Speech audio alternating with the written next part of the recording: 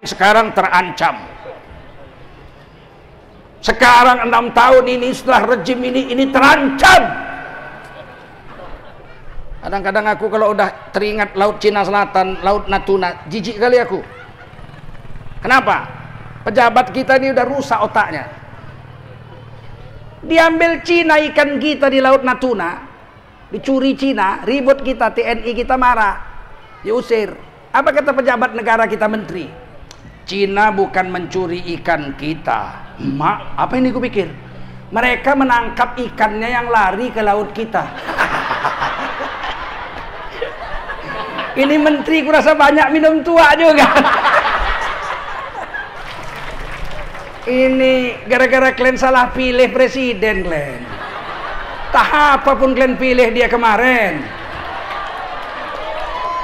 Tanggungkan kalian lah sekarang. Jangan kalian pikir kalau orang kurus baik. Ini kurus nih baik. Kurus bukan karena tak makan nasi, karena terlalu banyak makan. Semen dimakannya, besi dimakan. Salatullah salamullah ala taha rasulillah. Salatullah salamullah ala yasin habibillah. Salatullah salamullah ala yasin habibillah. Allahumma salli wa sallim wa barik alaihi. Assalamualaikum warahmatullahi wabarakatuh. Hamdan wa syukran lillah wa salatan wa salaman ala rasulillah wa ala alihi wa sahbihi wa mawalah. Allahumma salli wa sallim ala hadhan nabiyil karim sayyidina wa nabiyyina wa habibina wa maulana Muhammadin wa ala alihi wa sahbihi ajma'in. Amma ba'du, qala Allah ta'ala fi kitabihil karim.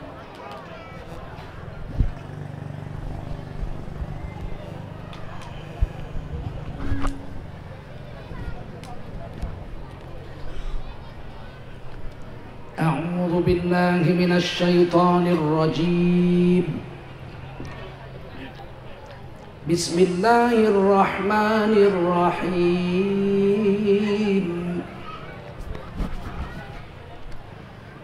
ما كان محمد أبا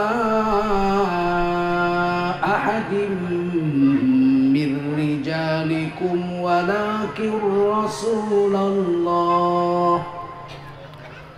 ولكن رسول الله وخاتم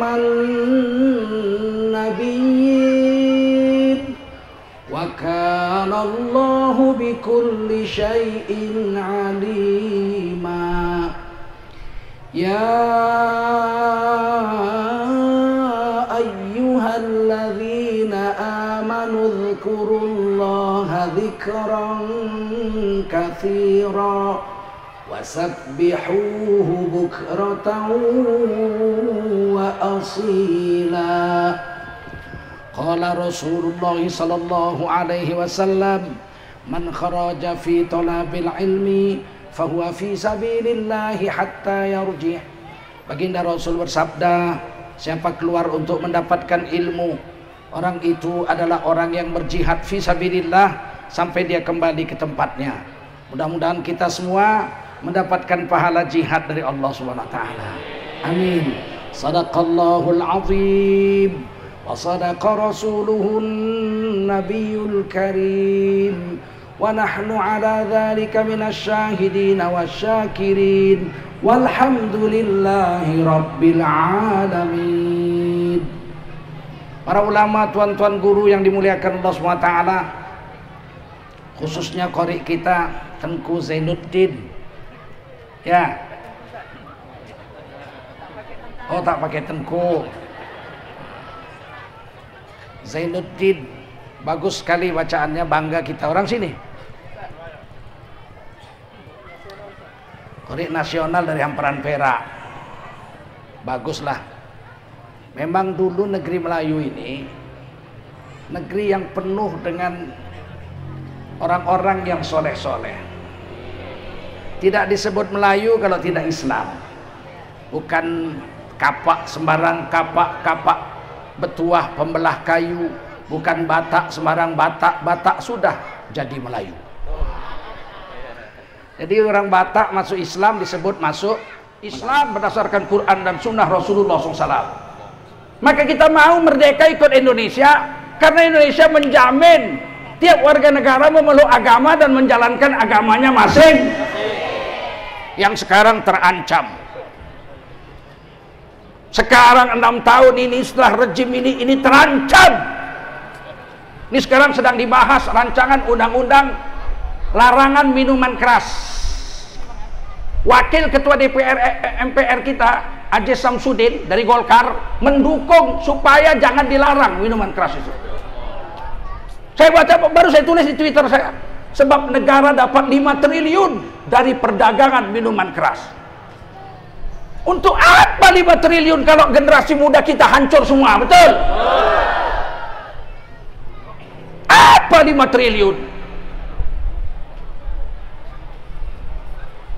Generasi muda kita nanti jadi pemabuk semua, jadi peminum tua. Belum merdeka Indonesia, kerajaan Delhi nggak ada warung tua satu pun di negeri Delhi ini, betul? Mau dilarang kok nggak mau DPR. Maka kalian kalau milih jangan kalian pilih lagi orang-orang macam gini, paham?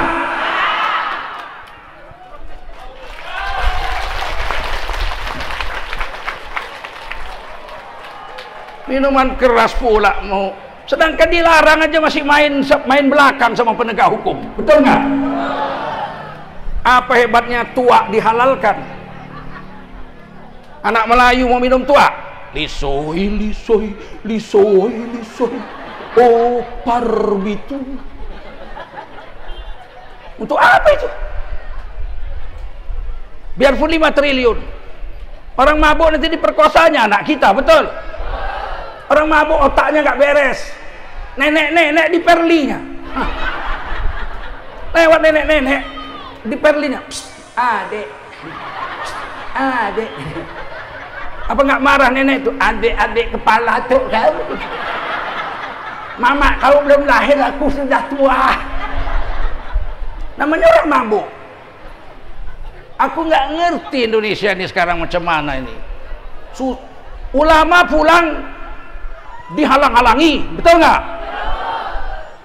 Dihina. Ada pula perempuan, ya Allah, nanti mulutku bilang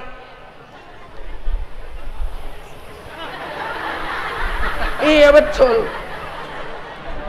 Dibilangnya pula Habib itu tukang obat katanya, tukang jual obat. Habib tukang jual obat, kan tolol kali. Yang suka mengobat orang namanya tabib. Apa? Membedakan Habib dengan tabib aja nggak tahu. Mau cerita agama. Aduh.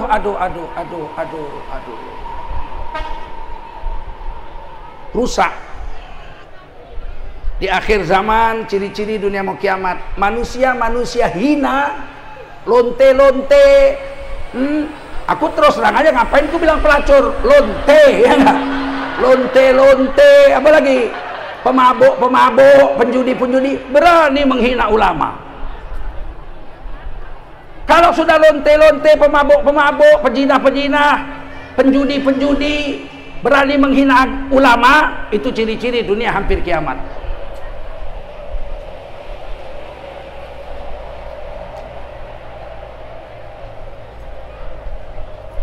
Orang-orang tua kami yang terhormat, para tengku, para datuk, tokoh masyarakat, tokoh agama, tokoh adat, tokoh wanita, tokoh pemuda yang dimuliakan Allah SWT, dan anak-anakku sekalian, rahimakumullah. Wajiblah kita bersyukur pada Allah SWT. Salawat dan salam kita sampaikan untuk baginda Rasulullah SAW. Tidak ada makhluk Allah yang sama hebatnya dengan Nabi. Jangankan lebih hebat, sama hebatnya tak ada. Kalau ada makhluk yang lebih hebat dari Nabi, pastilah nama orang itu yang akan ditulis di samping nama Allah. Ternyata tidak ada. Nabi Adam berdoa, ya Allah, muliakan saya, lindungi saya dengan keberkatan Nabi Muhammad sallallahu alaihi wasallam. Nabi Muhammad belum dilahirkan waktu itu. Kata-kata ghafaro di situ bukan minta ampun. Nabi Adam tak berdosa. Ghafaro itu bahasa Arabnya artinya ada paling tidak ada yang hebat itu dua. Kalau kotor dicuci, nah itu artinya istighfar, ghafaro. Tapi kalau bersih dilindungi, itu ghafaro juga. Kalau kotor dicuci, itu istighfar. Kalau sudah bersih dilindungi supaya jangan kotor, itu istighfar juga. Macam ibu-ibu masak makanan ditaruh di atas meja supaya jangan diganggu lalat, jangan diambil kucing, ditutup pakai tudung saji. Menutup makanan dengan tudung saji itu istighfar namanya, ghafaro. Paham? Kalau baju saya kotor dicuci, itu ghafaro, istighfar. Setelah dicuci, disetrika, dibungkus plastik, digantung di lemari, membungkus plastik supaya jangan kena abu, itu namanya istighfar juga, ghafaro. Jadi kalau Nabi Adam, Nabi Muhammad, Nabi Yunus, Nabi apa saja yang katanya astagfirullahaladzim, minta ampun, bukan karena berdosa, bukan, tapi minta perlindungan supaya sampai hari kiamat tetap agung dan mulia. Begitu. Paham? Ini orang Islam bilang Nabi Adam makan buah khuldi kemudian dibuang ke dunia maka berdosa. Kapan pula ada Nabi berdosa? Tak ada pohon tidak bergetah meskipun birah dengan keladi. Tak ada insan yang tak bersalah kecuali Rasul dengan Nabi. Rasul dengan Nabi tak ada bersalah. Kenapa kalian bilang Nabi Adam berdosa? Ditamparnya nanti di hari kiamat mencong menurut Tuhan. Jangan lancak, jangan ngaji dari Kristen, kita ngaji dari ulama, paham? Di dalam tafsir Sawi halaman 11 jilid pertama, Imam Sawi mengatakan kafir orang yang mengatakan Nabi Adam berdosa memakan buah itu. Jangan main-main. Justru dimakan Nabi Adam buah itu supaya Nabi Adam turun ke dunia jadi khalifah. Kalau tak dimakannya tak turun Nabi Adam, betul? Kalau tak turun Nabi Adam, mana ada ibu-ibu nih semua? Bisa lahir kita kalau nggak ada Nabi Adam. Turun ke di surga mana bisa beranak? Betul? Mana ada orang di surga beranak? Jalannya itu. Karena Nabi Adam itu dijanjikan inni ja'ilun fil ardi khalifah. Memang sebelum dijadikan Nabi Adam itu sudah dijanjikan untuk jadi khalifah di dunia. Di mana? Fil ardi khalifah, di dunia jadi khalifah. Tiba-tiba kata Allah, wala taqraba hadhihi syajarah. Jangan kalian berdua, Nabi Adam dengan Siti Hawa, jangan dekati pohon ini. Ini dulu kampanye tahun 77 dibacakan ini ayat ini oleh paman saya, Tengku Yafid Sam. Wala taqraba hadhihi syajarah. Jangan kau dekati pohon Golkar ini. Pohon beringin ini. Fatakuna minadh zalimin, nanti sengsara kalian dibikinnya. Dulu dilarang, nggak boleh kampanye pakai ayat. Aku ingat kali karena tahun 77 sudah ikut kampanye P3 saya sama Ibu Nurainun nyanyi supaya kelihatan besar karena masih SMP, pakai celana panjang karena badan awak tinggi dibilang orang udah mahasiswa padahal masih SMP. Tidak peduli aku. Tapi sekarang P3 mengecewakan, dibelanya Ahok. Ayah, P3 bela Ahok loh. Ayah. Di Medan dia bela Sihal si Torus. Akhirnya gambar Ka'bah ada di Kedai Tua. Dilisui kawan lah. Lisui. Nggak konsisten, betul. Bahasa Arabnya nggak istiqomah. Bahasa Indonesia pelintat-pelintut. Betul? Gara-gara duit aja. Hah? Gara-gara duit? Oh bukan Pak, ikhlas lillahi ta'ala. Bela Ahok, ikhlas lillahi ta'ala. Bela Ahok, ikhlas lillahi ta'ala.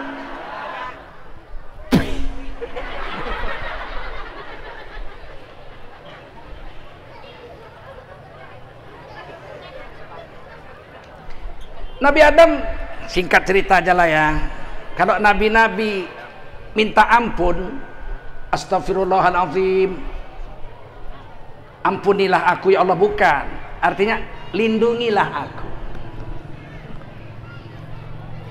Nabi Muhammad bersabda dalam hadis Bukhari, inni la astaghfirullah fi kulli yaumin 70 marrah. Sesungguhnya aku Nabi Muhammad istighfar kepada Allah satu hari 70 kali. Dalam hadis yang lain 100 kali sehari. Apakah Nabi istighfar karena berdosa? Jawabnya apa? Kuat, tidak. Terus karena apa? Karena mengagungkan Allah. Istighfar karena mengagungkan Allah. Man raja'a ilallahi ta'ala ta'ziman li jalalillah fahuwa ta'ibun.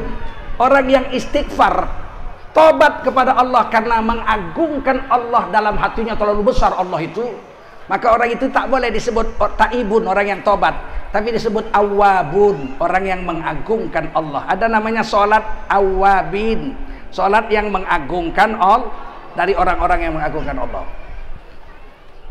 Dulu anak-anakku, masa kami kecil lah, radio yang bagus didengar itu radio Malaysia.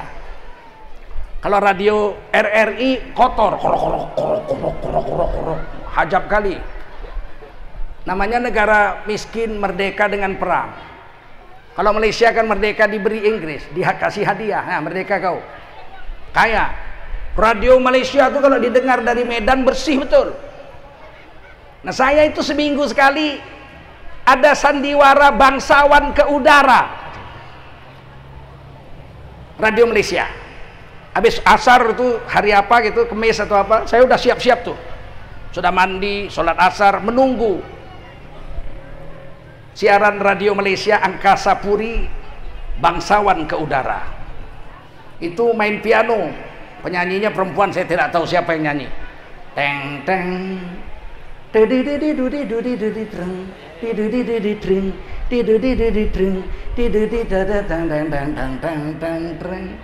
konon katanya Nayan berkata, oh sedap kali saya rasa. Di situ mainlah sandiwaranya. Raja sedang sidang dengan menteri-menterinya.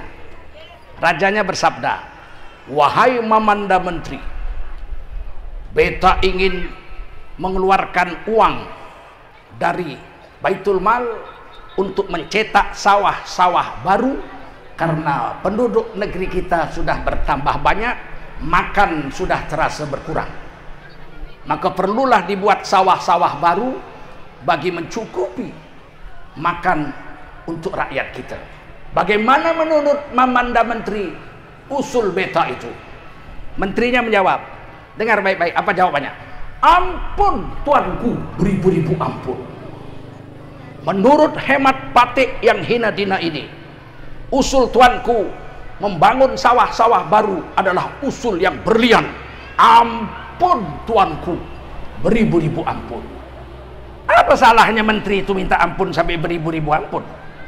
Ada dosanya sama rajanya rupanya. Bersalah dia. Jadi kenapa minta ampun? Mengagungkan raja. Mengagungkan raja. Paham? Sama dengan orang Jawa. Mertuanya baru datang dari Surabaya jam 4 pagi. Naik kereta api sampai Jakarta, sholat subuh terus tidur. Kata mertuanya, kami capek mau tidur, jangan diganggu. Baik pak, kunci pintu kamar. Jam 7 menantu sudah masak makanan sarapan pagi, kopi pun sudah dibuat, teh sudah dibuat. Diketuklah kamar mertua. Mertuanya jawab dari itu, siapa? Nyuwun sewu pak, monggo dahar mawon, sampun pukul 7 sakniki, monggo dahar mawon, nyuwun sewu pak, monggo pak, nyuwun sewu. Artinya, wahai bapak mertua, minta maaf 1000 kali. Sudah jam 7, silakan sarapan pagi, makanan sarapan sudah disiapkan. Mohon maaf 1000 kali pak, silakan sarapan. Minta maaf 1000 kali. Lu nyuruh sarapan aja sampai 3000 kali. Minta maaf. Salah apa menantu dengan mertua? Tidak ada salah. Terus kenapa dia minta maaf? Mengagungkan mertua. mertua. Paham? Ngerti? Jadi kalau dengar hadis Nabi Muhammad istighfar 70 kali sehari, apakah Nabi minta ampun sama Allah karena berdosa? Karena apa? Wah, pandai kalian. Itulah gunanya mengaji. Lurus awak. Jangan macam orang Kristen. Nabi Adam berdosa memakan buah larangan. Turun ke dunia terbuang, membawa dosa warisan kepada anak susuna. Kita katakan lakum dinukum.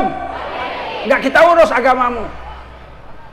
Kami urus agama kami, kau urus agamamu. Bagi kami Nabi Adam tidak terbuang dari surga, justru diturunkan ke bumi untuk menjadi khalifah di atas dunia. Dan kita anak cucunya pun khalifah, bukan Nabi Adam aja, kita semua.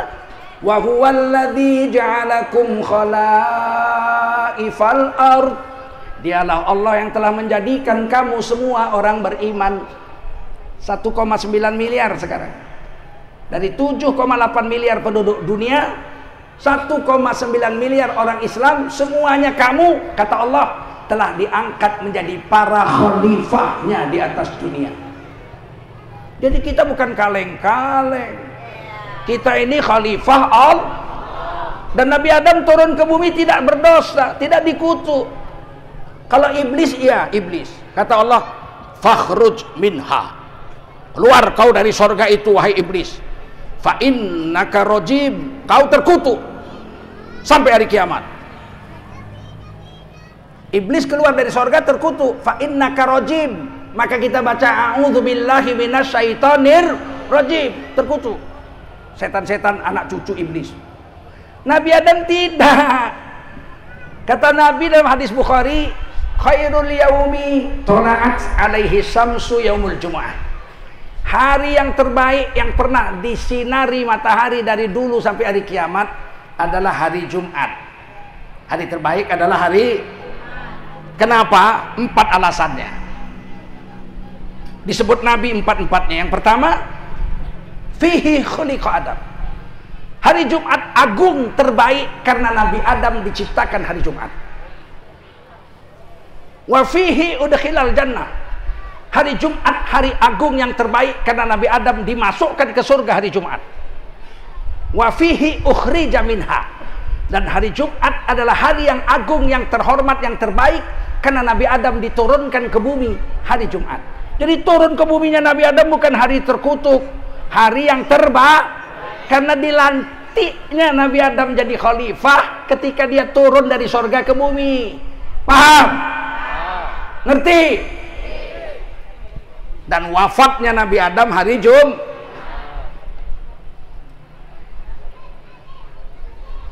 Berhenti mengatakan Nabi Adam berdosa. Nabi Adam itu di hari kiamat ketika manusia dibariskan, beliau diperintahkan Allah untuk mengambil 1 dari 1000 orang yang beragama Islam tentunya. 1 dari 1000 orang diambil untuk kawan beliau dalam surga. Setiap 1000 ambil 1. Setiap 1000 ambil 1. Itu syafaat Nabi Adam. Setiap 1000 1 anak cucunya. Dari zaman Nabi Adam sampai hari kiamat, 1000 ambil 1. Kalau kita bilang Nabi Adam berdosa, mau dia ngambil kita. Baris kita tengok, oh ini yang bilang aku berdosa nih, dari Amparan Perak nih, Titi Payung. Diambilnya kita masuk surga? Enggak, ditepaknya kepala kita. Itu Nabi Adam 1001. Setiap 1001. Kalau Nabi Muhammad semua. Syafaati li ahlil kabair min ummati yaumal qiyamah. Pertolonganku, syafaatku kusimpan, kata Nabi. Nanti di hari kiamat akan kuberikan kepada umatku yang ahli dosa besar. Tak ada orang sehebat Nabi.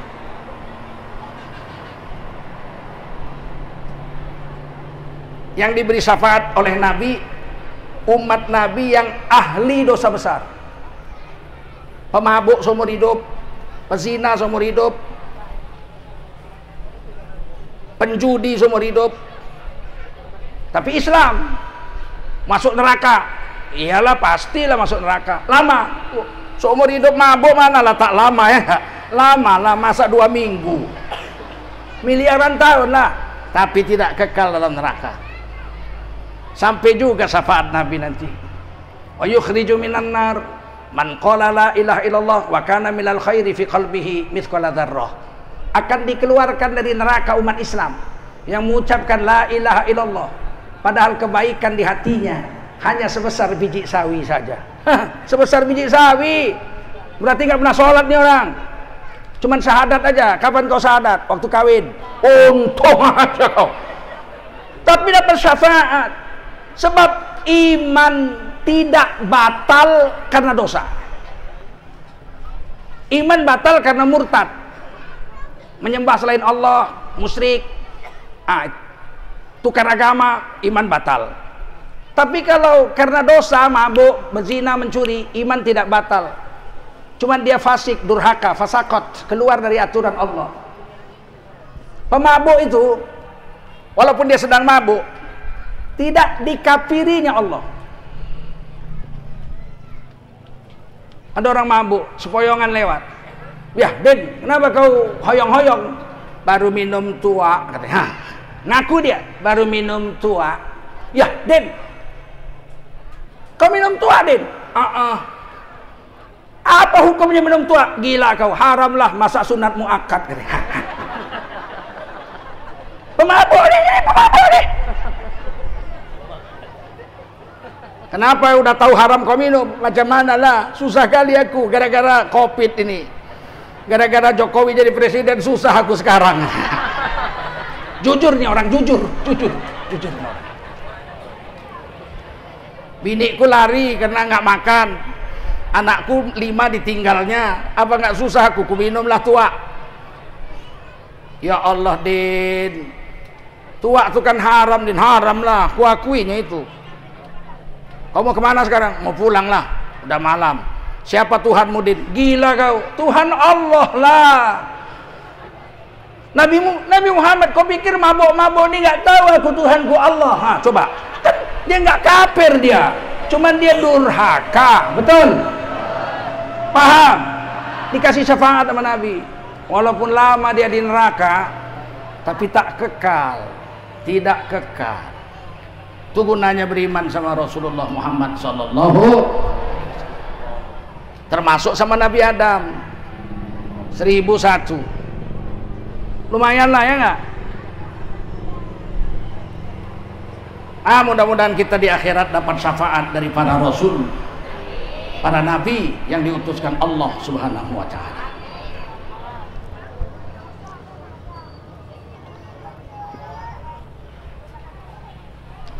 Allah sudah mencukupi nikmat untuk kita. Kalau nikmat jasmani, nikmat badan kita tak usah khawatir, sudah cukup. Dicari atau tidak dicari, rezeki yang sudah ditetapkan Allah itu pasti datang. Itu pasti datang orang sekarang. Rezeki memang ditetapkan Allah. Tapi kalau tidak dicari, kalau tidak kerja, mana dapat rezeki? Siapa bilang rezeki mesti dikerjakan baru dapat? Rezeki itu datang kerja atau tidak kerja? Setuju? Enggak, Pak. Rezeki itu memang ditetapkan Allah, tapi iya, Allah ditapikannya. Allah ditapikannya. Yang boleh ditapikan manusia, makhluk. Kalau Allah jangan kau tapikan. La ilaha ini dinapikan. Selain Allah nggak ada yang hebat, nggak ada yang kuasa, nggak ada yang berhak disembah. Diisbatkan satu aja, illallah, kecuali jangan kau tapikan Allah. Iya Pak, memang rezeki Allah yang atur, tapi iya, kalau kita nggak kerja mana dapat rezeki? Siapa bilang? Berapa banyak orang tidak bekerja dapat rezeki? Siapa itu? Orang penjara? Betul? Kerja apa dia? Makan, minum, tidur. Makan, minum, tidur. Makan juga dia, betul? Minum. Apa kerjanya orang penjara? Makan apa enggak? 10 tahun masuk penjara, keluar-keluar gemuk bininya. Bininya pun mati. Nggak dikasihnya makan, nggak cari makan, dia masuk penjara 10 tahun, bininya gemuk, anak-anaknya sehat, gemuk. Heran dia, ya gemuk kau Mina 10 tahun ini. Alhamdulillah bang, 10 tahun ini tak ada yang menampari aku lagi. Gemuk dia. Payah orang Islam hari ini. Tauhidnya rusak hari ini. Innallaha yarzuqu man yasha. Allah memberi rezeki kepada siapa Allah mau. Betul. Bahkan binatang-binatang melata dikasih Allah. Wa ma min dabbatin illa 'alallahi rizquha. Apa saja yang melata di depan di muka bumi ini, semuanya rezekinya dijamin oleh Allah Subhanahu wa taala. Dulu masa kecil-kecil kami di pohon kayu itu ada ular warna hijau pendek aja.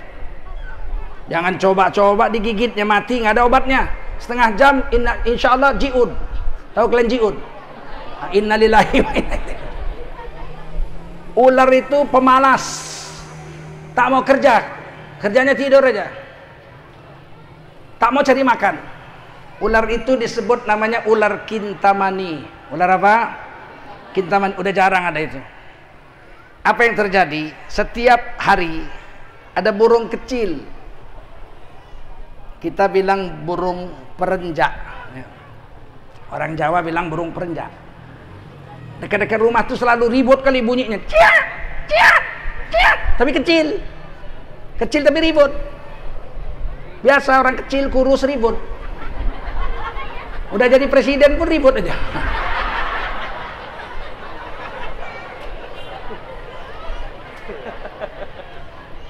Ada aja masalah. Kerjanya apa? Bawa ulat-ulat, memberi makan ular itu. Ular itu tinggal buka mulut, datang lagi burung lain. Jadi dia makan ular itu, burung yang membaginya makan. Berapa hebatnya Allah Subhanahu wa taala menjamin rezeki. Kalau ada apel di Amerika Serikat keluar, ditulis malaikat Mikail, Zulkarnain, rezeki Zulkarnain. Siapapun tak bisa makan apel itu. 2 saja. Kalau tidak saya terbang ke Amerika makan apel itu. Yang kedua, apel itu yang terbang ke mulut saya di Indonesia. Betul? Percaya? Itu tauhid orang Islam. Selagi rezeki kita yang ditetapkan Allah itu belum habis, maka malaikat maut tidak akan mencabut nyawa kita. Itu hebatnya Islam itu. Kalau tanya, kenapa kita masih hidup? Oh, karena saya masih muda. Yang baru lahir pun mati banyak, betul? Baru lahir, mati. Saya belum mati karena masih sehat. Berapa banyak orang sehat mati? Naik kapal terbang, dada-dada malah bininya, dadah, I love you baby. Terbang cit, hilang, tak balik lagi. Betul? Berapa banyak orang sehat mati? Berapa banyak pula orang sakit tak mati-mati? Udah sakit tempat tidur 2 tahun.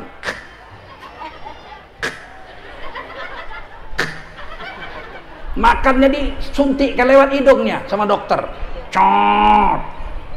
Anaknya udah bingung, udah 5 lembu habis dijual, belum mati juga. Akhirnya anaknya panggil dukun. Pak dukun, apa? Kami anak-anaknya sudah ikhlas. Udah ikhlas, tolong diobat bapak kami. Udah 2 tahun nggak mati-mati, kami sudah ikhlas. Diobat supaya mati. Anak jahanam juga nih. Datang dukun itu diambilnya batang kelor. Oh, ini ada ilmu kebalnya ini katanya. Dipukul pakai batang kelor. Cat. Cat. Lihat tuh kan, kesakitan dia. Suntul. Kau pun kalau aku sebat sakit, betul enggak? Memang dukun sialan. Ulanglah dukun tuh, mati. Mati. Siapa yang mati? Dukun itu yang mati.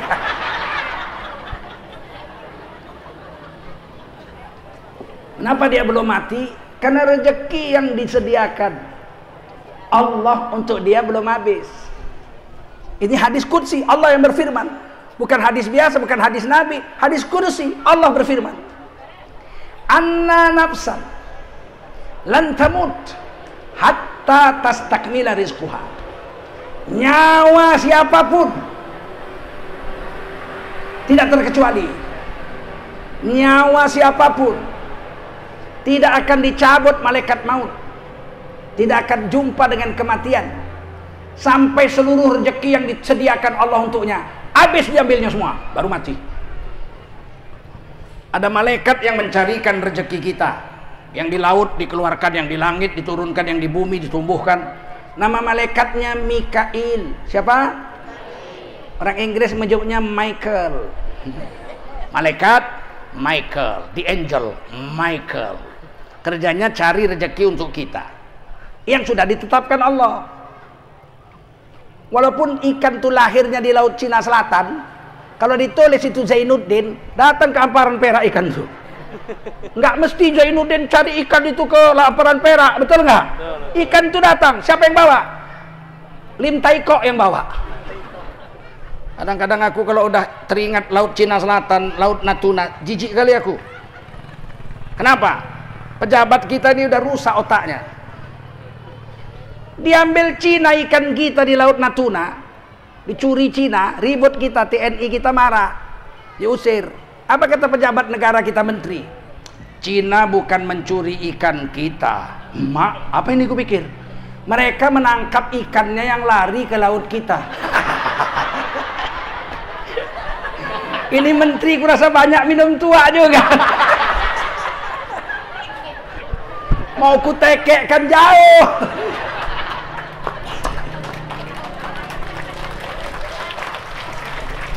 Ini gara-gara kalian salah pilih presiden kalian. Tak apapun kalian pilih dia kemarin. Tanggungkan kalian lah sekarang. Rasakan. Sedap. Sedap. Nah, pilih lagi anaknya.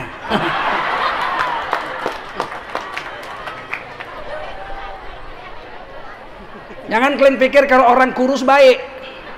Ini kurus nih baik. Kurus bukan karena tak makan nasi, karena terlalu banyak makan. Semen dimakannya, besi dimakan. Bisa aja ya enggak? Apapun kalian pilih-pilih. Lain kali kalau milih tanya ulama, siap? Ini orang Islam ini ada penyakitnya. Kalau milih nggak mau nurut sama ulama. Pak ulama, Ustadz jangan ngatur-ngatur. Ini pemilihan ini bebas dan rahasia. Ini kemauan saya, hak saya, jangan diatur-atur. Giliran melarat datangnya ke Ustadz, nggak makan aku Ustadz.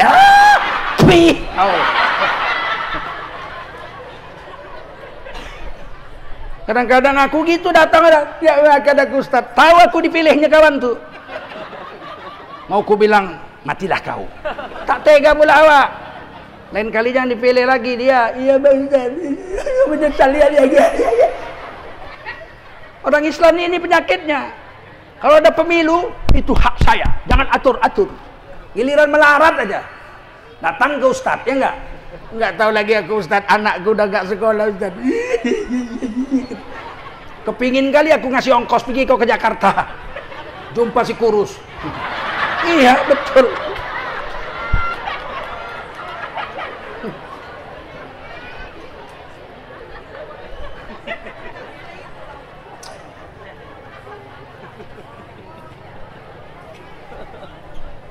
Kalau rezeki untuk saya sudah habis, malaikat Mikail cari di beras nggak ada lagi, di buah nggak ada lagi, di ikan nggak ada lagi, di sayur nggak ada lagi, di daging nggak ada lagi. Maka malaikat Mikail lapor, ya Allah, sudah tak ada lagi rezeki untuk Tengku Zulkarnain. Sejelak amba ngelih ke dia, ya enggak? Tiada lagi. Ya, begitulah kira-kira malaikat Mikail bilang. Kata Allah, iya, kerjamu untuk Tengku Zulkarnain sudah cukup hari ini. Hari ini tugas malaikat maut mencabut nyawanya. Ditunggunya sedot napas tuh 10, 9, 8. Di ubun-ubun saya ditunggunya. 7, 4, 3, 2, 1, sap. Nggak nambah 1, nggak nambah, nggak nambah, habis. Paham? Kalau untuk urusan itu udah beres, nggak usah takut. Allah yang ngatur. Sekolah tinggi-tinggi, jurusan pertanian, gelarnya insinyur, kerjanya di bank. Haha, tuh lihat tuh, nggak ada urusan sama sekolah. Betul? Tamat SMA jadi tukang jual misok, kesana kemari, pemilihan kepala desa jadi kepala desa. Betul? Ada penggali kubur di Jawa, tukang gali kuburnya kerjanya, pemilihan kepala desa menang jadi kepala desa. Nah, tukang ketam kayu menang jadi presiden. Ayo. Paham? Paham? Amin Rais profesor doktor, dosen 32 tahun, sekolah di Amerika, kampanye keliling Indonesia, enggak menang jadi presiden. Betul? Gus Dur entah sekolah apa kita pun nggak tahu. Sakit lagi matanya jadi presiden. Ditanya wartawan, Gus kenapa sampean bisa jadi presiden? Dia jawab apa? Ya enggak tahu, orang saya diangkat. Apa itu enggak terbukti bahwa Allah yang mengatur rezeki? Betul? Kurang yakin juga? Sekarang kita yakin enggak? Sudah, kalau untuk urusan itu enggak usah takut. Yang penting adalah nikmat rohaniah, agama. Ini yang paling penting. Agama ini mesti dicari. Mesti dicari. Nikmat yang disebut nikmat batin, agama ini mesti diperjuangkan. Nggak bisa tidur-tidur jadi orang beriman, tidur-tidur jadi orang soleh, tidur-tidur jadi orang bertakwa. Kecil leha-leha, besar kaya raya, tua poya-poya, mati masuk surga. Mana mungkin? Betul? Kata Allah, untuk dapat hidayah, petunjuk agama, lihat kata Allah, walladzina jahadu fina lanahdiyannahum subulana wa innallaha lama'al muhsinin. Dan orang-orang yang bersusah payah siang dan malam berjihad di jalan kami, lanahdiyannahum subulana, pasti kami Allah akan memberi petunjuk kepadanya dengan pasti. 2 kali pastinya itu. La-nya pasti, harfun taukid. En-nya itu pasti. Lanahdiyan, ini pasti. Pasti kami akan memberi petunjuk kepada mereka dengan pasti, sehingga mereka bisa melihat jalan-jalan menuju kami. Lanahdiyannahum subulana. Baru tahu kita, oh zikir bisa dapat ketenangan jiwa, dapat surga, dapat rezeki. Baca Quran dapat ketenangan jiwa, dapat rezeki, masuk surga. Salat tenang jiwa, dapat rezeki, masuk surga. Puasa tenang jiwa, sehat badan, masuk surga. Percaya nggak? Pintu surga itu 8. Berapa? Yang pertama babus sholat, pintu untuk orang yang menjaga sholat. Orang yang siang malam dijaganya sholat sunat, sholat wajib, jaga wudhu, di hari kiamat dibariskan di padang mahsyar. Semua orang takjub, malaikat pun sampai kagum. Kenapa? Karena wajahnya, tangannya, kepalanya, kupingnya, kakinya bekas wudhu, min atharil wudhu wa min atharis sujud, dan bekas sujud keningnya, 2 tapak tangan, 2 dengkul sama 2 ujung kakinya itu munawwarah, munawwir, bersinar terang di hari kiamat, seterang matahari, seterang bulan purnama, seterang bintang kejora. Lihat kelasnya lah, sehingga malaikat heran. Malaikat tanya, awak ni siapa ni? Ngapa bercahaya ni badan awak ni? Dia bilang apa? Saya ni umat Nabi Muhammad sallallahu alaihi wasallam. Tinggal di mana dulu? Kampung Payung, Titi Payung. di hamparan Perak. Ngapa sebabnya boleh bercahaya macam ni? Oh, dulu kami menjaga wudhu dan menjaga solat. Masya Allah, kata malaikat, nak ke mana ni? Ke surga lah, mana lagi? Kalau gitu masuklah. Ada pintu khusus namanya babus solah, pintu untuk orang-orang yang menjaga solat. Maka berduyun-duyunlah orang yang bercahaya masuk ke surga lewat pintu solat karena menjaga wudhu dan menjaga solat. Saat itulah orang-orang akan bergabung. Itu bapakku, itu pamanku, itu bibikku, itu supirku, itu pembantu rumah tanggaku, itu tetanggaku, itu guruku, itu kepala desaku, semua ikut masuk ke surga. Di stop sama malaikat. Wamtazul yauma ayyuhal mujrimun. Hari ini orang-orang berdosa minggir, nggak boleh masuk surga, minggir. Mereka bertanya, dari mana malaikat tahu kami orang berdosa? Kata malaikat, raimu meleketek mas. Itu susah diterjemahkan bahasa Indonesia. Raimu meleketek mas. Orang oleh kue orang iso. Rono. Baru orang akan menyesal. Baru nampak kita, sholat menenangkan jiwa, dapat rezeki, masuk surga. Puasa menenangkan jiwa, badan sehat, masuk surga. Zikir menenangkan jiwa, dapat rezeki, masuk surga. Lanahdiyannahum subulana. Jadi susah-susah bukan mengemis. Susah-susah itu zikir, sedekah, baca Quran. Susah-susah itu zikir, sedekah, baca Quran, sholat. Datang ke rumah orang tua, minta doa sama orang tua. Begitu. Ini susah-susah ke dukun. Susah kali aku dukun. Dukun itu pula, kenapa? Laki mau kawin lagi Pak Dukun. Mak, ditengoknya muka ibu, wah berat bu, aura ibu gelap. Tolonglah Pak Dukun. Ya, supaya apa? Supaya laki saya nggak jadi kawin. Kata dukun tuh boleh, cuman maharnya agak mahal sedikit. Berapa dukun? 50 juta. Oh, mana ada duit segitu? Oh, boleh main gesek. Dukun sekarang kayak gesek. BCA. Ya Allah. Berdukun kawan. Bukannya minta sama Allah, ke dukun. Dan dukun itu diambilnya ala air. Di doanya pun tipu adanya. Minyak si tuang dalam kuali. Berdiri macam beruang, duduk macam babi. Begitu aja 50 juta. Memecahkan masalah lewat jalan Allah. Setuju? Zikir aja selesai urusan. Zikir. Selesai kesusahan hidup. Datang orang sekarang nih otaknya main. Zaman sekarang modern Pak, zikir mana bisa selesai persoalan dengan zikir. Tapi Quran bilang bisa.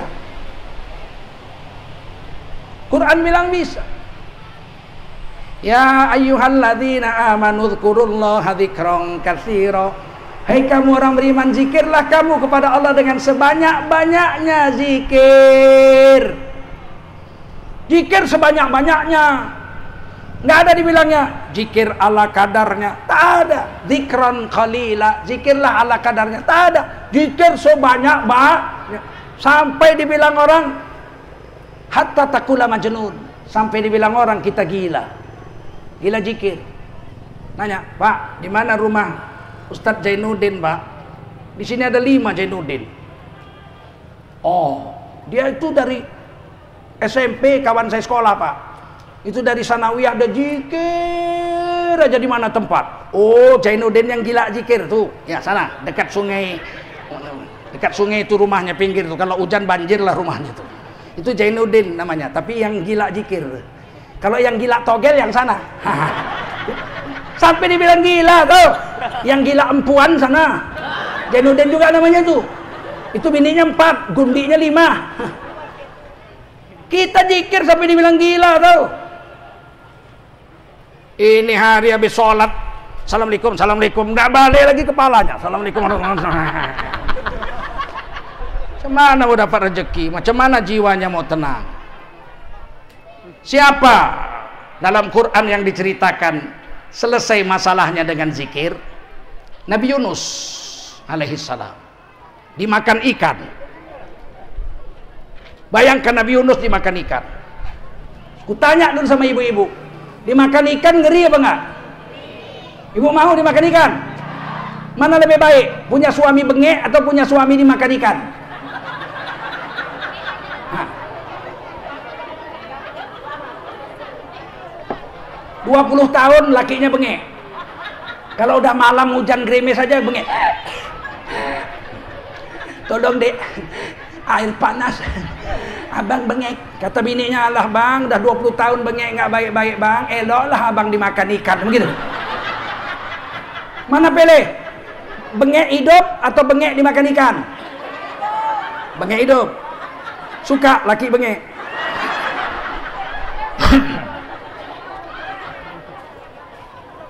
Nabi Yunus dimakan ikan. Tidak dicabutnya pisau, di pinggangnya ada pisau. Ditusuknya jantung ikan itu biar mati, dibelahnya perutnya keluar dia berenang. Kalau itu dilakukan Nabi Yunus mati. Karena ikan itu tidur di dasar laut 40 hari. Tidak diambilnya tongkatnya, ditusuknya jantung ikan, dibukanya mulut ikan, keluar beliau dari dalam perut. Kalau itu dilakukan dia mati. Karena ikan itu tidur di dasar laut 40 hari setelah menelan Nabi Yunus. Apa yang dibuat Nabi Yunus 40 hari dalam perut ikan? Zikir, ikut zikir. La ilaha illa anta subhanaka inni kuntu minaz zalimin. Tiada Tuhan sesembahan selain engkau. Dekat kali Allah dibilang engkau, seolah-olah ada di depannya. Tidak dikatakan Nabi Yunus la ilaha illa huwa. Tiada Tuhan selain dia. Jauh betul. Ini seolah-olah di depan. La ilaha illa anta. Sesungguhnya kata Nabi Yunus, tiada Tuhan selain engkau ya Allah. Subhanaka, maha suci engkau. Inni kuntu minaz zalimin. Aku dimakan ikan bukan salahmu ya Allah, tapi aku yang salah. 40 hari nggak makan nggak minum, zikir aja. Tiba-tiba ikan itu bangun, berkeliling samudra. Kemudian dia singgah ke kampung Nabi Yunus di Irak, Nawewah. Dimuntahkannya Nabi Yunus di pantai kampung halamannya. Coba, udah 40 hari nggak makan, dalam perut ikan hancur nih kulit-kulit, daging sudah masak, kena asam lambung ikan. Tergeletak di pasir, duduk pun tak bisa. Jangankan berjalan, duduk pun tak sanggup.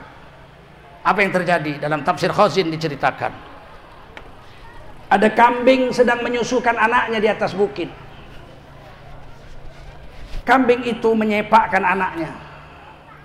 Kemudian kambing itu lari turun ke pinggir laut. Kemudian kambing betina itu mengangkangi Nabi Yunus. Dikasihnya puting susunya ke mulut Nabi Yunus. Nabi Yunus tertidur, tinggal isap aja susu kambing itu. Sampai kenyang. Kemudian kambing itu lari ke bukit, dia kasih minum anaknya, dia makan rumput. Beberapa jam kemudian kambing itu turun lagi, dikangkanginya lagi Nabi Yunus. Berhari-hari sampai Nabi Yunus kuat dan bisa duduk, kulitnya sembuh seperti sedia kala. Jadi ibu kalau mau kulit mulus, mau nggak minum susu kambing? Jangan makan jengkol. Sudah begitu beliau bisa duduk, tumbuh labu di sampingnya. Padahal di pinggir laut labu tumbuh, langsung berbuah, masak. Diambil labu itu pakai pisau, baru pakai pisau, dikupas, dimakanlah labu. Orang yang sudah 40 hari nggak makan, ususnya lengket. Kalau dia makan roti bisa bocor ususnya itu. Makan labu. Makan nenek-nenek kita kalau orang sakit perut dikasih makan, kalau sudah buka puasa dikasih makan labu. Ini dari Quran, kita aja nggak tahu. Kemudian beliau pulang ke kampungnya, satu kampungnya yang kafir semua udah masuk Islam. Semua persoalan diselesaikan Allah dengan zikir dalam perut ikan 40 hari. Dari sinilah orang mengambil suluk. Apa? Suluk 40 hari. Makannya pun nasi aja sama sayur rebus saja. Datang kita suluk dibantunya makan udang galah. Mana dapat bego. Suluk tuh nggak makan, nggak minum, awak puasa. Betul. Kalau Nabi Yunus betul-betul tak makan, betul-betul tak minum. Datang kambing. Nah, coba kita ada kambing menyusukan anaknya, usir anaknya, tidurlah di bawahnya, coba istaplah. Kalau nggak dipijak-pijak kambing itu kita. Tapi hari ini kita nggak yakin. Kita memecahkan masalah tidak lewat agama. Hari ini kita pecahkan masalah lewat cara dunia, cara Yahudi lagi. Indonesia susah menyelesaikannya, utang pakai riba. Baru kemarin malam, saya baca tadi malam, Menteri Keuangan Republik Indonesia Sri Mulyani mendapatkan bantuan hutang dari Australia 15 triliun. Utang kok bantuan.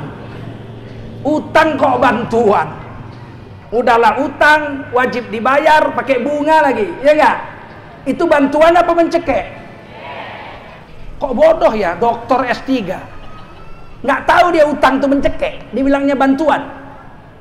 Karena nggak yakin dengan agama, betul?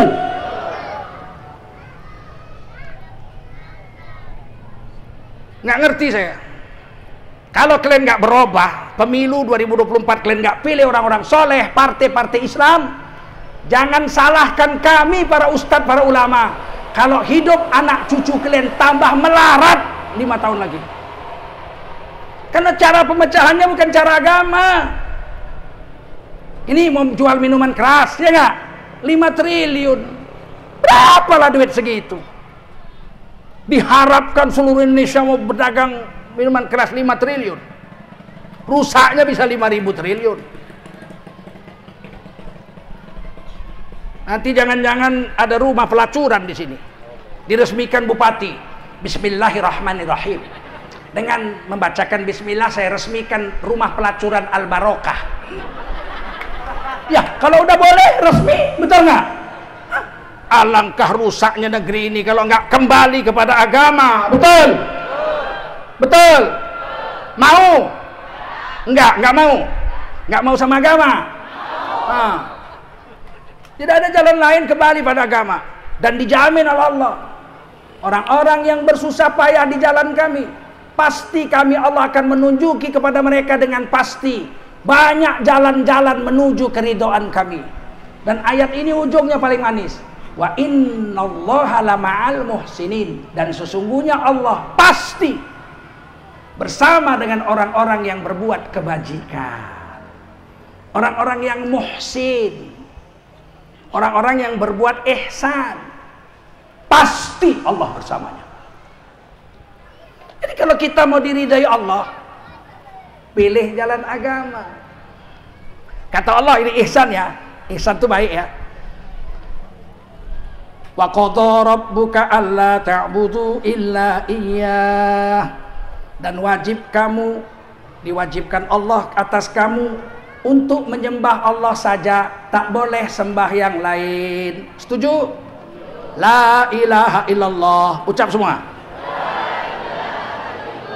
Wabil walidaini ihsana. Ini kata Allah gini, dan kepada kedua ibu bapak wajiblah berbuat ihsan, berbuat baik. Apakah ihsan? Kalau saya ada uang beli rumah tipe 54, kemudian bapak ibu saya miskin nggak punya rumah, saya belikan rumah tipe 54, saya belum berbuat ihsan. Loh. Mestinya rumah saya tipe 54, rumah ibu bapak saya tipe 70, itu baru namanya berbuat ihsan. Kalau samanya belum ihsan. Sebab nanti rumah kita 54 itu ditinggali istri kita, betul? Sedangkan ibu kita tipe 54 juga, sama kita bikin sama ibu sama istri, tidak ihsan. Laki-laki, mana laki-laki nih? Nih, laki-laki kalian, laki-laki, Jangan kalian lebihkan istri kalian lebih dari ibu kalian. Nggak ihsan kalian. Allah memberi wasiat kepada kita, kalau saya mati, istri saya dapat warisan dari saya 1/8. Berapa? Yang kuat kalian bilang berapa?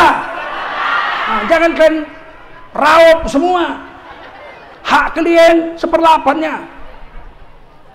Tapi ibu saya diperintahkan Allah wajib mendapatkan 1/6 dari harta warisan saya. Paham? Berarti Allah melebihkan ibu daripada istri. Kalau saya pulang ke rumah, bekerja seharian dari pagi sampai sore, dapatlah upah sebungkus nasi padang, saya bawa pulang. Sampai di rumah, saya kasih istri saya, makanlah kami, istri anak saya makan, taruh dalam talam, makan nasi bungkus, 1 bungkus untuk istri bagi untuk anak dengan saya. Satu hari saya pulang bawa nasi bungkus, sampai di rumah saya mau kasih istri, ada ibu saya di situ. Ibu Umi, iya nak, datang Umi, baru aja nak. Masya Allah Umi, jangan tanya udah makan, jangan. Umi udah makan kan? Nah, jangan. Kapan pulang? Aduh, baru datang Umi sudah ditanya. Jangan, kasihkan nasi bungkus itu sama Umi. Masya Allah Umi datang ya Umi, ya. Ini nasi bungkus Umi, makanlah.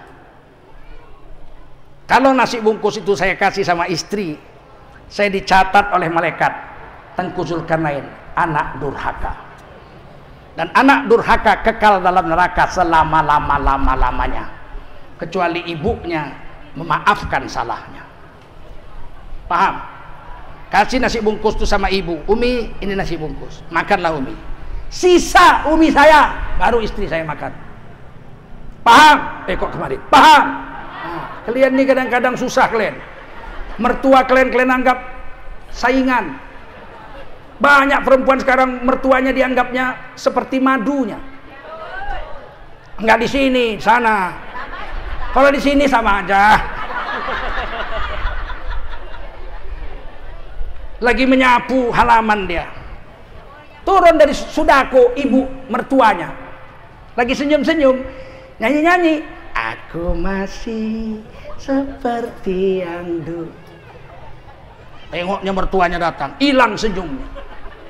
Ini si tuani tahu aja kalau tanggal 3 lakiku sudah gajian, mesti mau minta duit suamiku ini.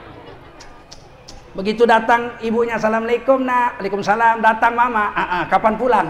Langsung kapan pulang? Dia bukan mau minta duit suami ibu. Mertua ibu itu mau minta duit sama anaknya. Paham? Cuman anaknya ibu rampok jadi suami. Kemana lagi dia minta kalau nggak sama anaknya? Betul? Mungkin dia minta ke Jakarta sama si kurus.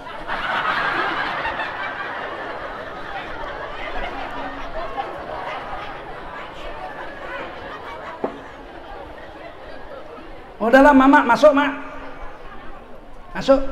Tak ada manisnya wajah. Mamanya udah umur 80 tahun. Bukannya diservisnya, dimasakkannya teri sama kacang. Setengah jam diisap aja mertuanya. Begitulah banyak istri sekarang. Kalau kalian kejam sama mertua, nggak lama, nggak nunggu neraka akhirat, nggak nunggu. 20 tahun kemudian menantu kalian akan lebih kejam 2 kali lipat sama kalian daripada kalian kejam sama mertua.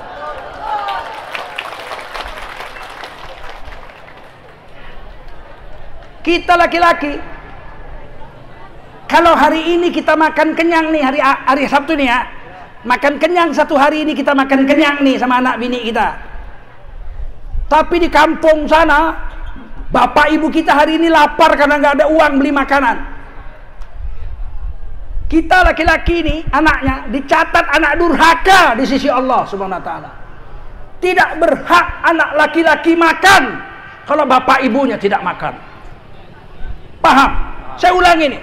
Tidak berhak anak laki-laki makan kalau bapak ibunya tidak makan.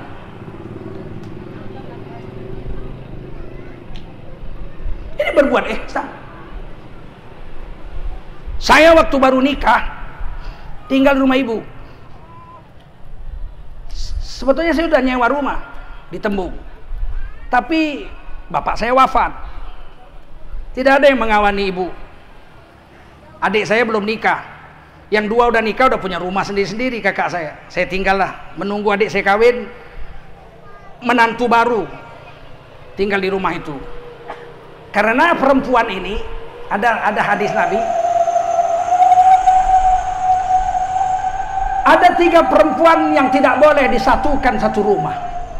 Dengar baik-baik kalian laki-laki ini, perempuan. Ada 3 perempuan yang tidak boleh tinggal satu rumah, karena akan sengsara salah satu atau dua-duanya.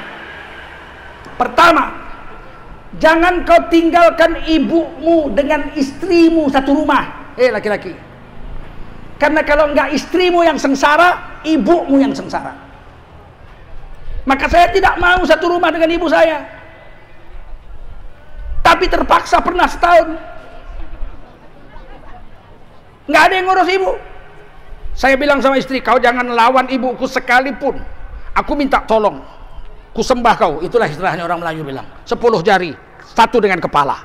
11. Jangan kau ganggu ibuku. Kalau ada apa-apa ngomong sama aku, jangan sama ibuku.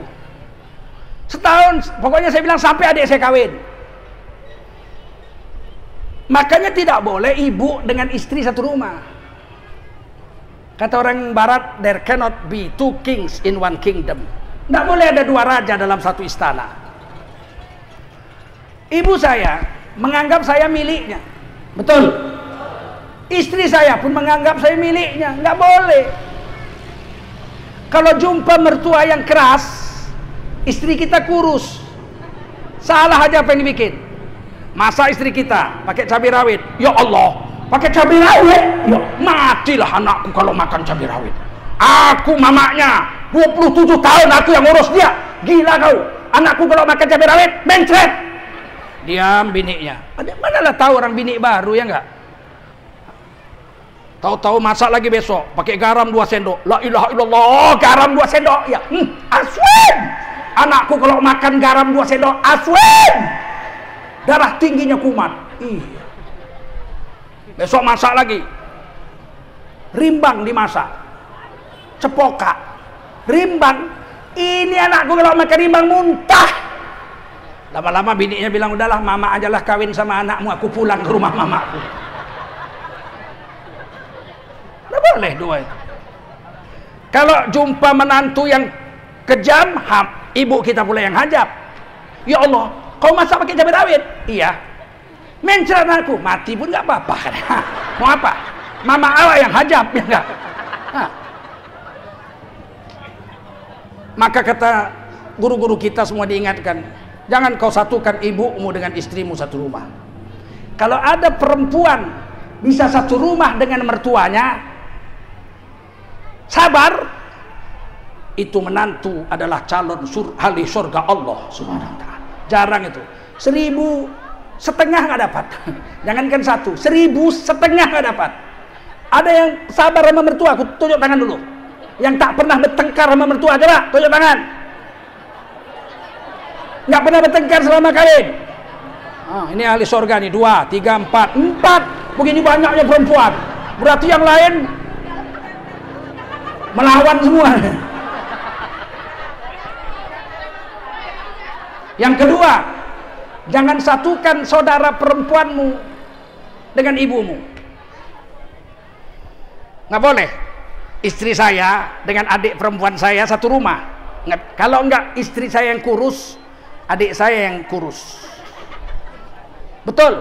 Kalau dapat adik ipar perempuan yang keras, dimasak bini lah paha ayam sepotong.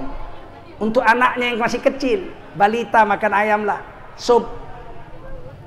Disimpanlah di lemari. Datang adik ipar perempuan nih pulang kuliah, dibukanya. Ada makanan lain, ikan tambang. sama tahu. Tamban. Ada sop ayam, dimakannya langsung. Kakak perempuannya bilang, iparnya bilang, ya Allah kok dimakan ayam itu sop untuk anak kita yang baru kecil ini, yang baru 2 tahun, dia harus minum kuah sop. Tak ada uang, cuman sepotong bisa dibeli. Diam kau, ini duit abangkunya ini. Kurus bini kita. Jumpa bini yang buas. Udah mau begitu tengoknya adik iparnya pulang, dikuncikannya lemari kantonginya. Adik mau makan, mana kunci kak? Pinggir sungai itulah kau cari katanya. Tidak boleh 2 perempuan di satu rumah. Yang ketiga yang tidak boleh satu rumah, ingat nih, laki-laki, jangan kau satukan istrimu dengan istrimu satu rumah.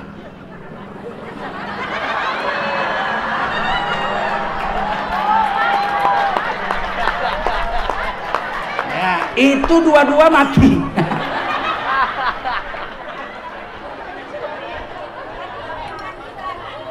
Ini susah, laki-laki ini susah nih. Laki-laki ini asal udah kaya sedikit aja pasti itulah itu nih. Enggak orang awam, enggak ustad. Apa kabar ustad? Alhamdulillah. Ya, kenapa ustad? Bini udah 3. 3 bini ustad. Sunnah. Sunnah kepala tuh kan. Iya, kadang-kadang jengkel aku. Kapan Nabi memadu istri pertama? Kutanya dulu, kapan Nabi memadu istri pertama? Ibunda Khadijah dinikahi umur 40. Wanita tercantik dan terkaya. Nabi umur 25. 25 tahun perkawinan berlangsung. Siti Khadijah umur 65. Nabi umur 50. Siti Khadijah wafat di pangkuan Nabi sebagai satu-satunya istri. Tidak dimadu. Kalau Nabi Muhammad nafsunya besar, mengikutkan hawa nafsu, tak mungkin Nabi bertahan dengan seorang istri sampai umur 65. Betul? Kutanyalah dulu, perempuan umur 65 masih seksi apa enggak? Oi, jawab yang kuat, seksi apa enggak? Pastilah udah kiwir-kiwir. Tapi Nabi bertahan dengan istri 1. Maka kalau mau kawin 2, 3, 4, jangan bicara-bicara sunnah. Kawin aja. Berapa bini pak? 4. Sunnah? Bukan. Kenapa? Nafsuku besar. Udah, titik. Jangan bawa-bawa sunnah, betul? Kalau 1 kurang, ku agak 4 ku bikin. Jangan sok-sok, aku kawin 4 karena sunnah Nabi. Nanti mati di akhirat jumpa Nabi, ditanya Nabi, berapa bini kau? 4 ya Rasul, karena sunnahku atau karena nafsumu? Ditepuknya mencong. Tahu salah agak lah. Laki-laki ini itu penyakitnya itu, asal udah kaya sedikit aja, tambah bini. Dibikinnya hebat kali. Umur 30 bisa lah, masih gagah. Umur 50 udah begini jalan tuh.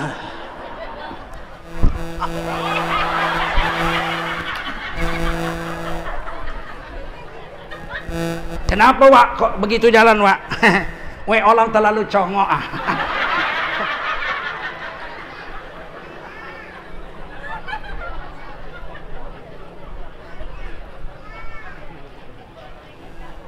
Sayangi istri.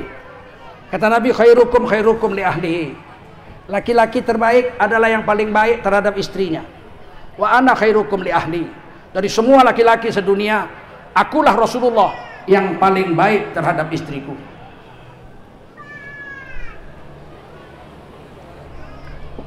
Paham?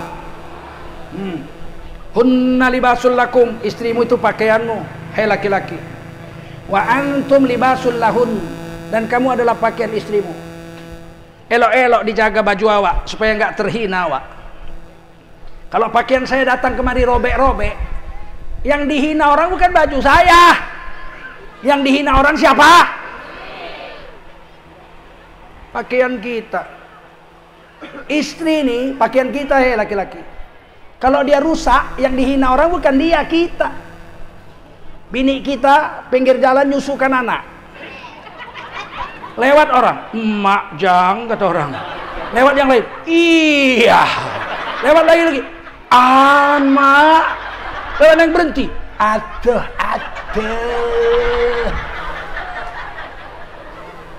Kumpul di warung teh, minum kopi. Kau tengok tadi? Bini siapa lah itu? Yang salah lakinya, betul. Bini siapa lah itu, bodohnya lelakinya, kata orang. Dia yang bayar mahar, orang yang mendeli nih. Dijaga bini ini.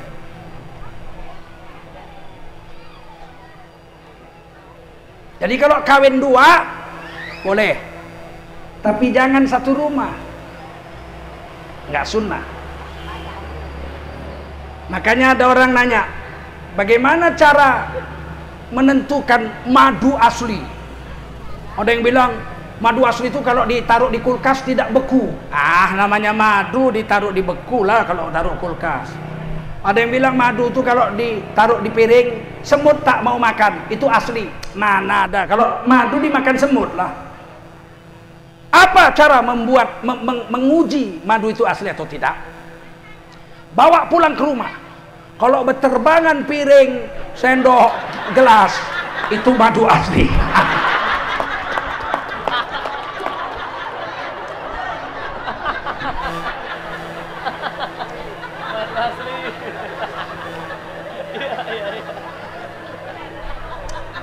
Saya bilang sama istri saya, satu hari hujan gerimis, ibu saya memandang ke jendela, banyak bunga-bunganya.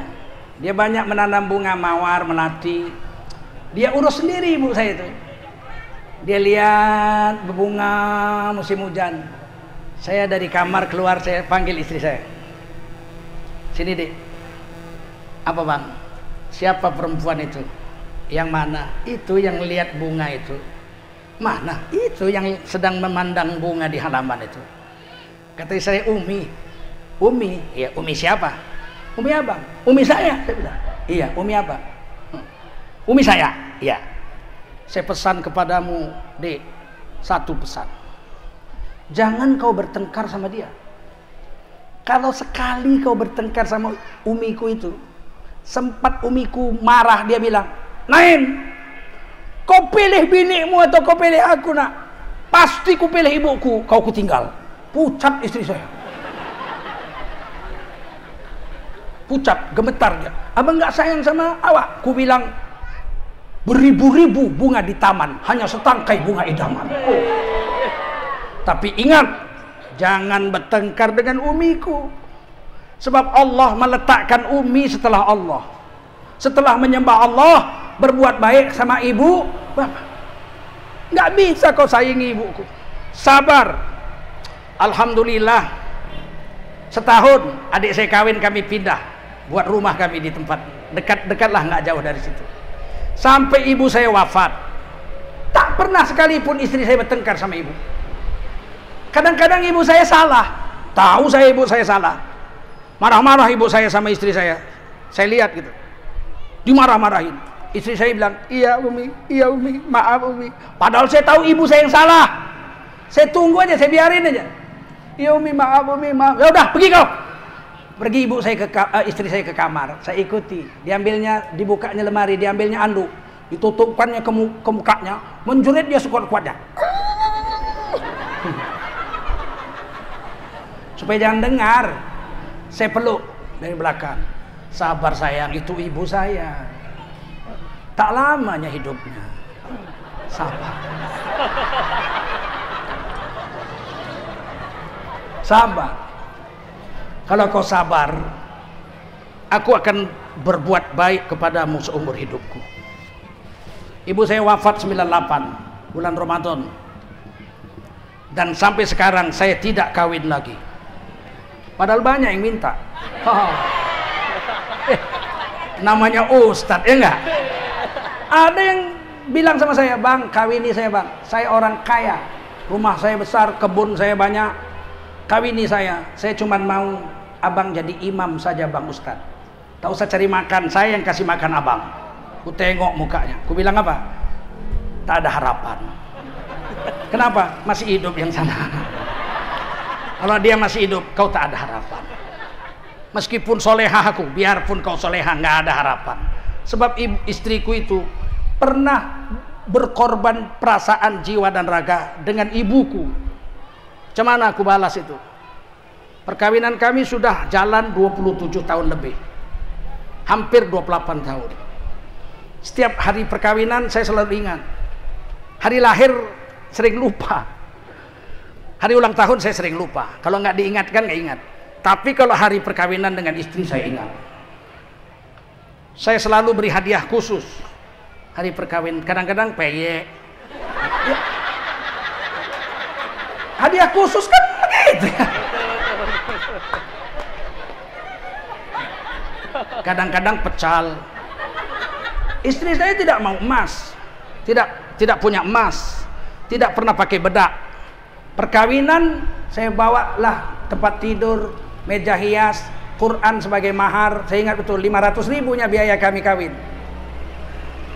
Dibelikanlah bedak kamai. Bedak kamai 5.000 rupiah. Sama lipstik segala macam. Sampai berjamur bedak itu tak dipakai tau. Istri saya nggak pernah pakai bedak, nggak pernah pakai lipstik seumur hidupnya. Memang nggak suka pun saya. Tapi Masya Allah, sakit pun saya diurusnya. Saya pernah dikirimi racun, setahun harus makan bubur. Bubur itu harus di blender lagi. Aduh, lebih parah dari muntah kucing. Setahun, 2 jam sekali, 3 jam sekali disuap. Ku pejam aja mata, saking jijiknya. Sabar kali. Setahun sembuh, udah bisa makan nasi. Ku bilang, aduh, kalau beginilah baiknya bini. Masih di madu juga. Memang jahanam lelaki. Ulang tahun ke-27 perkawinan saya di Padang. Nggak bisa pulang. Sedang dakwah. Sedih hati saya. Saya ambil kertas. Lepas sarapan pagi saya karang lagu untuk istri saya. Saya ngarang lagu 20 menit, 15 menit jadi. Nggak perlu masuk hutan, keluar gunung 15 hari. Itu bukan penyair, itu pemabuk. Saya karang lagu jadi, masuk mobil, saya bilang sama panitia, syuting. Pakai HP saya syuting. Saya mau kirim lagu untuk istri saya. Ulang tahun perkawinan ke-27, ke-28 belum? Mau dengar? Dengar baik-baik, jangan ribut-ribut.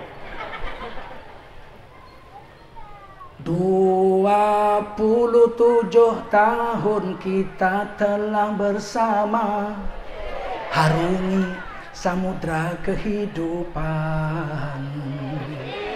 Kadang ada suka, kadang ada duka. Bunga hidup berumah tangga. Maafkan bila ku terlanjur, maafkan bila banyak murka, maafkan bila banyak hak tak tertunaikan. Daku hanya manusia, tak luput dari noda, namun cintaku tulus kepadamu.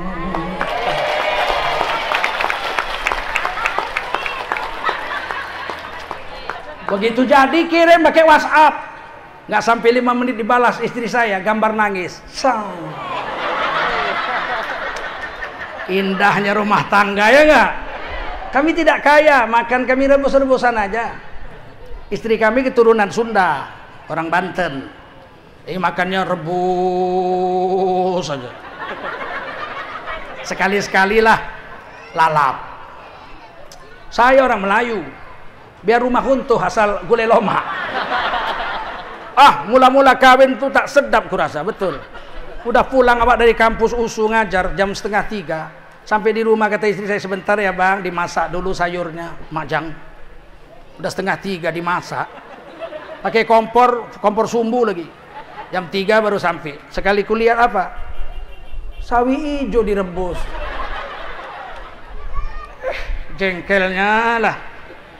Makan juga Pak. Besok itu lagi, yang lain lagi. Aku bilang, ini makanan kambingnya ini. Aku bilang. Dibantinya nangis. Kami makan sepiring berdua. Makanan kambing ini aku bilang. Nangis dia, entah apalah dibikinnya, entah di doanya malam, entah di ludahinya sayur tuh. Besok-besok rebus sawi hijau. Udah saking jengkelnya lah, aku makan aja lah. Rupanya enak betul. Manis, segar, satu rebusan tuh habis semua saya makan. Terdiam istri saya, enak bang, ya Allah, enak betul. Ini makanan kambing bang. Enggak, ini memang enak betul ini. Besok masak lagi tak apalah. Kurasa entar diludahinya, entar dikasihnya keringat ketiaknya. Tak tahulah aku enak kali kurasa. Sejak itu kami memang makan rebus-rebus lah. Hilang kebiasaan makan gulai lemak itu. 27 tahun kawin sama-sama. Susah payah bersama. Susah bersama, senang bersama. Senang pernah juga, senang tinggal di Pondok Indah. Oh mak, bukan kaleng-kaleng. Direktur utama ini, Tengku Zulkarnain direktur utama. Disuruhnya bang kawin lagi lah bang, katanya. Sunnah, bodoh juga bini-bini. Bilang tak sunnah kawin lagi. Tahu tak? Satu aja cukup. Satu aja hajab, ya enggak? Itu Rasulullah buat sama istri. Baik-baik sama istri supaya kamu jadi laki-laki terbaik. Orang yang rajin tahajud, laki-laki baik, tapi bukan terbaik. Laki-laki yang rajin puasa Senin Kemis, laki-laki baik, tapi bukan terbaik. Laki-laki yang rajin sedekah, laki-laki baik, tapi bukan yang terbaik. Siapa laki-laki terbaik? Khairukum li ahlihi. Laki-laki terbaik adalah yang paling baik terhadap istrinya. Nabi itu manggil istri itu bukan namanya. Ibunda Khadijah dipanggil Habibi, kekasihku. Ya Habibi, Habibah, ya Habibi, alangkah manisnya. Coba kalau kita panggil istri kita, sayang, pulang kita sayang, alangkah bangganya istri saya itu. Oi, buah hati, balik kita, umak bangganya dia. Betul? Ini manggil bini, woi, buka pintu, woi, woi, datang tamu, woi, bikin kopi, woi, 2 woi, yang banyak gulanya, woi. Untung bininya nggak nyaut, gula habis, woi, beli dulu, woi. Kenapa mesti manggil woi? Panggil sayang, yang buka pintu, yang bikin kopi, yang kan enak. Orang barat, Inggris, Amerika, kafir mayoritas, tapi manggil bininya kayak Rasulullah. My darling, sweetheart, honey, my love, baby, I love you baby. Inggris, Amerika. Kita orang Islam 7 keturunan manggil istri apa? Woi. Bininya kecil, unyil,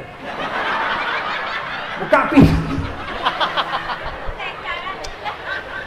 Kalau bini kita kecil jangan panggil unyil, panggil yang membuat dia bangga. Si kumil-kumil, abang pulang, dia pun lari-lari buka pintu.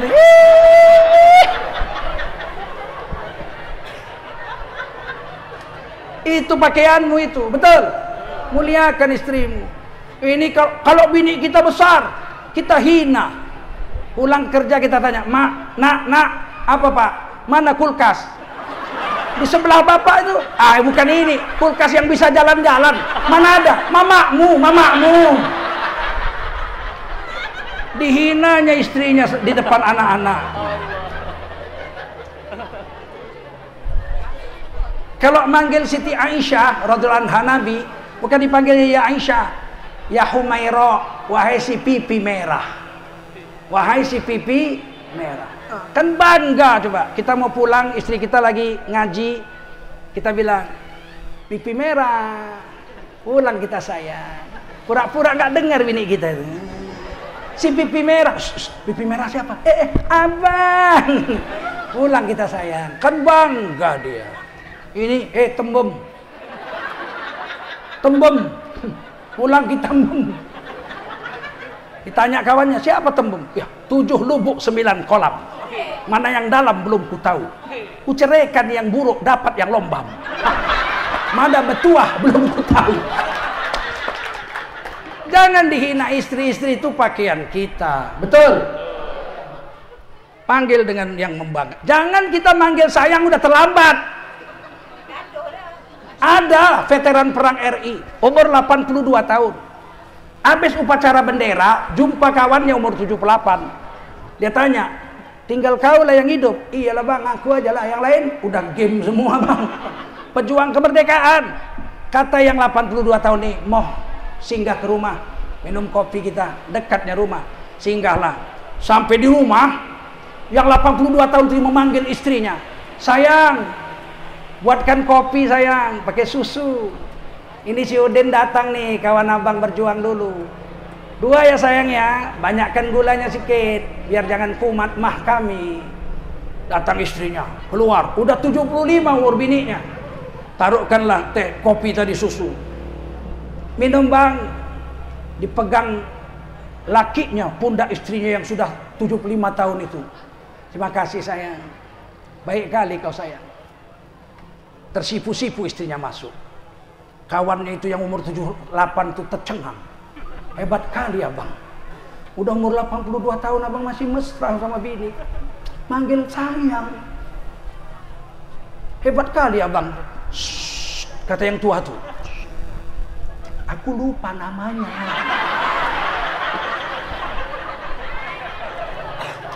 Terpaksa aku panggil sayang. Kalau aku tanya siapa namamu, ditepak aja lah depan. Paham? Sayangi istri, sayangi anak. Mudah-mudahan kita dunia bersatu, di akhirat kita akan bersatu.